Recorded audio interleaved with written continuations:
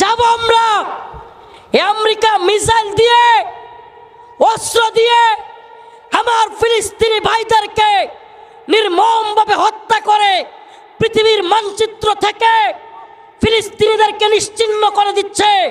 আর এই আমেরিকা বাংলাদেশের মাটিতে লাল দালান তৈরি করে লাল গালিচা সংবর্ধনা পেয়ে বাংলাদেশে আরামে আয়েসে থাকবে, এটা মেনে নিতে পারি না।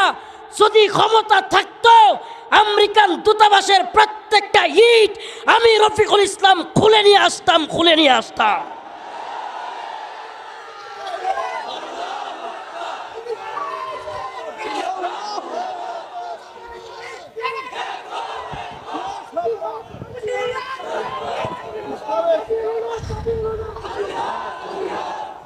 হে যুবকেরা, আবারও বলি, যদি ক্ষমতা থাকতো রফিকুল ইসলাম মাদানী আমেরিকান দূতাবাসের প্রত্যেকটা ইট খুলে নিয়ে আসতাম।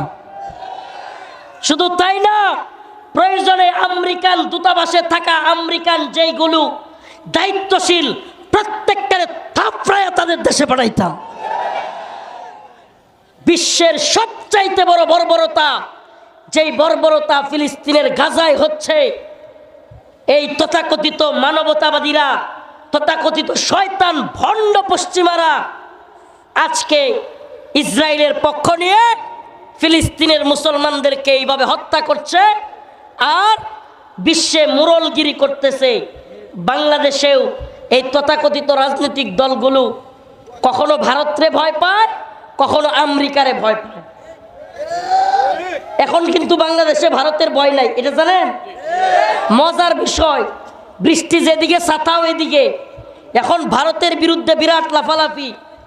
মিয়া আওয়ামী লীগের সময়ে করতেন, দেখি নাই কোনো বুকের পাঠাওয়ালা আওয়ামী লীগের সময়ে ভারতের বিরুদ্ধে বক্তব্য, ভারতের বিরুদ্ধে কথাবার্তা খুব কম। এখন ভারতের বিরুদ্ধে নাচানাচি। এখন সময় আমেরিকানদের বাংলাদেশ থেকে আমেরিকান আধিপত্য দূর করা। আমেরিকান এম্বাসি আপনারা আমরা ঘেরাও করব ইনশাআল্লাহ।